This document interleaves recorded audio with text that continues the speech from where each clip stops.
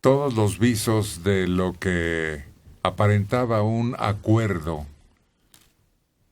Pensé que era, pues, un ceder un poquito en cuanto a la reforma, y tú tercamente insistías en que eso no era posible, que el gobierno diera un paso atrás en algo de lo que estaba tan orgulloso cuando lo puso en marcha. Y efectivamente el presidente Enrique Peña Nieto, después de esa especie de confusión que sembró una serie de conceptos, negó que su gobierno se haya doblegado ante el sindicato magisterial o dado marcha atrás en la reforma educativa. Pero es que no, pasito para atrás. Exacto, no te equivocaste en absoluto. O sea, finalmente no la van a derogar, pero la están negociando. O sea, se está negociando un ajuste, una mejora, una serie de negociaciones para cambiar algunos puntos. Y como Mario también decía, yo también no creo que la vayan a quitar, no, que la deroguen. Sí. Pero ya están trabajando sobre ella, cosa que debieron haber hecho desde el principio. Porque entonces siempre nos quedamos a medias. Haces una medio ley o una ley a medias ahí que más o menos cubra, y luego tienes que modificarla a los 2 años. O sea, es tu gran reforma educativa, que hoy sabemos no era de contenidos, es más laboral administrativa. Pero es tu gran reforma, la cacareaste desde el 2013. Y tienes que correr, o sea, es como comprar un coche y a los 6 meses tener que devolverlo porque le hiciste... Es como la 3x3, que el presidente les envía una felicitación a los legisladores por haberla aprobado con los capítulos aquellos que obligaban a todo el mundo, menos a los funcionarios, a presentar sus declaraciones de patrimoniales y demás. Claro, el presidente pues reacciona después, ahí sí dice, bueno, esa felicitación no tenía sentido, y veta las partes que objetaban estas personas. Bueno, concretito. Entonces ya no es la reforma educativa que nos vendieron. No, ya no es. Entonces no. Entonces se echó para atrás. Pues, ya no es la reforma.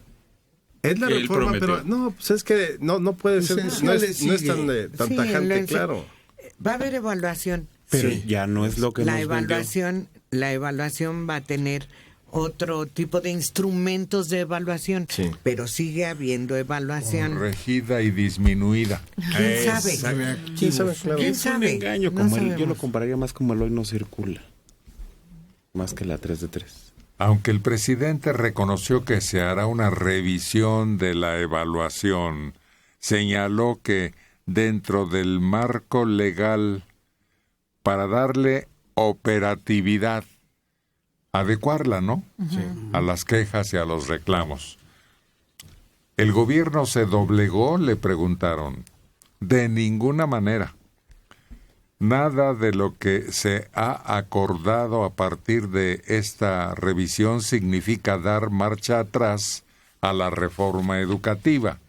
Y mientras tanto, el otro hombre importante en este asunto, luego de considerar que los acuerdos fortalecen la reforma educativa con respecto a la Constitución y a las leyes en la materia, Aurelio Nuño, secretario de Educación, declaró que en esta reforma no hay marcha atrás, sino un paso adelante con una revisión de la evaluación docente para que responda a las condiciones socioeconómicas regionales y sea más eficaz, al tiempo que recordó que toda política pública se puede perfeccionar.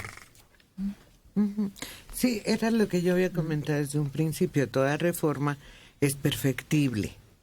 Y el hecho de que no eliminen en sí la evaluación, que eso sí sería dar al traste con todo, sino que se busquen instrumentos más adecuados, que no sea el mismo instrumento de evaluación en Chihuahua que en Oaxaca. Estoy de acuerdo. Bueno, pero esto lo entenderá la coordinadora. No, desde luego que no. Lo considero Además una es ofensa. semántica y eso es muy bonito. Ay, toda reforma es ¿cómo? Perfectible. Vamos a arreglarla con la opinión de los maestros. No. Una cosa es cambiar los ingredientes de la mezcla y volverla bastarda. A decir, ay, es que la podemos mejorar si le echamos cosas mejores. Atolito con el dedo. Eso. No, Pero no es lo Esa mismo palabra hacer... se fue señalada aquí, ayer. ¿Cuál? Atole con el dedo. Pues es que es eso. Pero no, es muy bonito decir, es que todo se puede mejorar, todo es perfectible. Vengan, siéntense conmigo. Y ahora sale el secretario del sindicato en un comercial diciendo, la carrera magisterial va a ser tomada en cuenta. pero eso no tiene nada que ver Y con se la llena. evaluación, sino con el aspecto laboral de la reforma. Pero es todo el escenario. Estamos hablando de todas las armas que se están usando para seguir dando atolito con el dedo. Sí, yo creo que aquí, y si no es atolito con el dedo todavía, lo puede ser, pero fácilmente. Porque yo insisto, ¿por qué no tuviste a los asesores necesarios para prever lo que podía haber sucedido? ¿O creían que iba a pasar la reforma y todo el mundo iba a aplaudir y la CENTE iba a aplaudir y el CENTE iba a aplaudir y todo el mundo iba a ser muy feliz? Pues claro que no, porque estabas tocando fibras sensibles. Entonces, es increíble que un gobierno que se precie de ser serio, que no lo es desde luego, o que cuando menos aspiraría a hacerlo, debió haber previsto todo eso y entonces quizá negociar desde entonces, oigan, vamos a hacer esto. ¿Creen que así está bien la evaluación? No, no está bien así. Obviamente se iban a oponer. Pero ahora ya puede suceder que desde este momento en que sea perfectible y que se vaya perfeccionando al día en que volvamos a ver una evaluación, pase... Pero la evaluación se está aplicando. Sí, se Pero está ya no aplicando. cuenta. Todos No, los días. sí, claro, sí, Sí está cuenta, contando, ¿cómo ¿eh? no? A ver, hablemos en orden. Cuando una medida así se toma, lo primero que deben hacer los interesados y con conocimiento profundo de la situación, ¿a quién va a afectar? ¿Va a haber cambios? ¿Va a beneficiar a la niñez mexicana? Sí, absolutamente. Pero, ¿quién va a resentirlo? ¿Quién va a tener registro de pérdidas? Eso fue lo que no vieron en su oportunidad. Bueno, No. no, es que yo- cualquiera que fuera la reforma, cualquiera, aunque estuviera todo lo contrario de lo que está, se iba a enfrentar a los intereses que tiene la coordinadora. Y a la coordinadora nunca le ibas a dar gusto, salvo que le siguieras dando la lana. Porque a ellos no les interesa la parte educativa, no les interesa si los niños de Oaxaca siguen sumidos en la ignorancia, no les importa. Por eso es lo de menos. ¿A quién iba a afectar? Y una vez que se decidiera qué grupo iba a resultar afectado, dejar suavemente los cambios para que no fueran tan bruscos como resultó la protesta. Bueno, yo creo que el gobierno comprendió que el camino de la aplicación de la fuerza pública en el control de los bloqueos iba a ser demasiado costosa. No dije represión porque me dijeron que no dijera represión, pero Muy bien. que iba a ser demasiado costosa y probablemente hubiera más vidas y corriera sangre y se extendiera. Entonces optó por este camino. Vamos a usar como palanca a los nuestros que son más para apabullar a estos que no quieren aceptar. ¿Quién sabe si resulte esta estrategia? Pero fíjate, aquí se está dando un juego muy extraño. Por un lado, es un mismo asunto y se está resolviendo en vías paralelas que van enfocadas hacia diferentes puntos.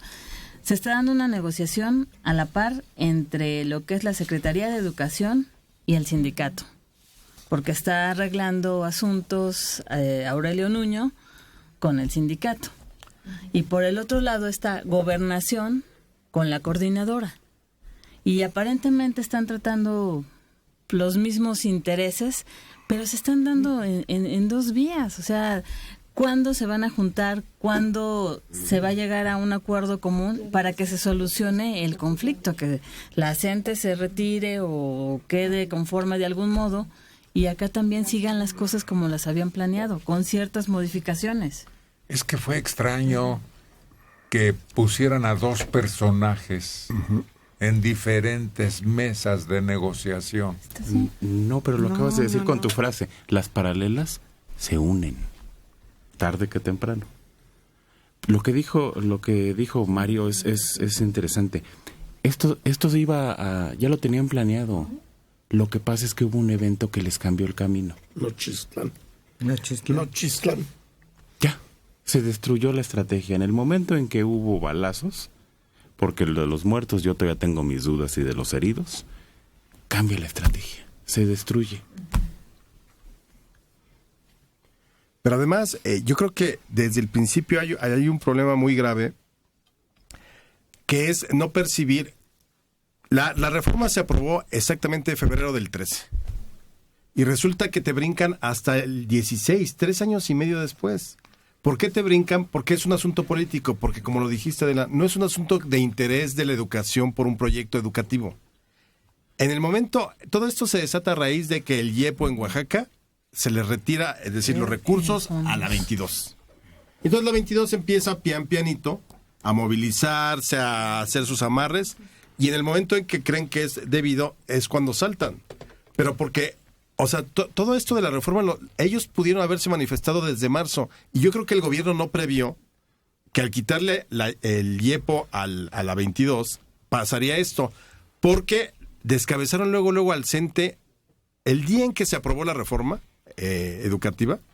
Ese día en la tarde apresaron a Elvester. Entonces ahí fue un golpe, un manotazo al sindicato para decir, mira, ya aprendí a la profesora. Así que ustedes están tranquilitos, y creyeron que se la iban a llevar tranquilitos, pero en el momento en que le cortan los recursos a la CENTE, es cuando viene esta reacción. Porque, insisto, es rarísimo que si ya sabían de qué se trataba la reforma, vengas a protestar de esta manera 3 años después. 3 años después. No fue un mes, no fueron 2 meses. 3 años después. ¿Por qué ahorita sí?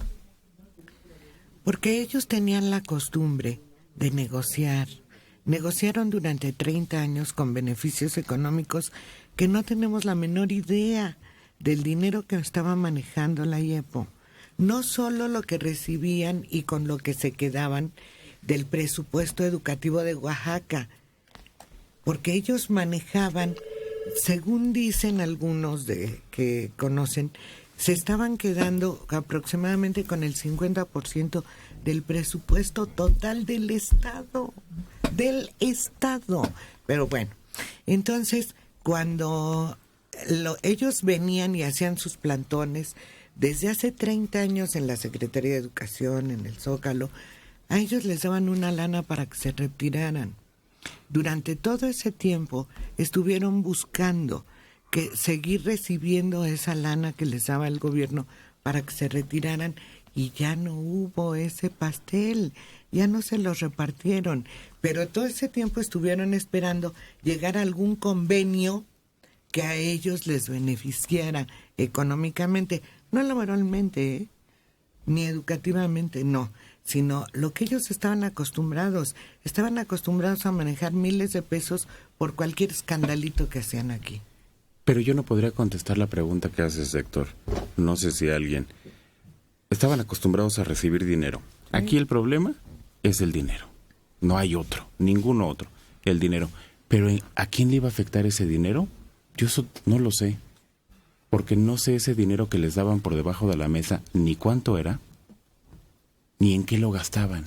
Si era dinero que iba para los maestros, para familias o para grupos guerrilleros. ¿En qué se gastaba ese dinero? Yo no lo sé, ¿eh?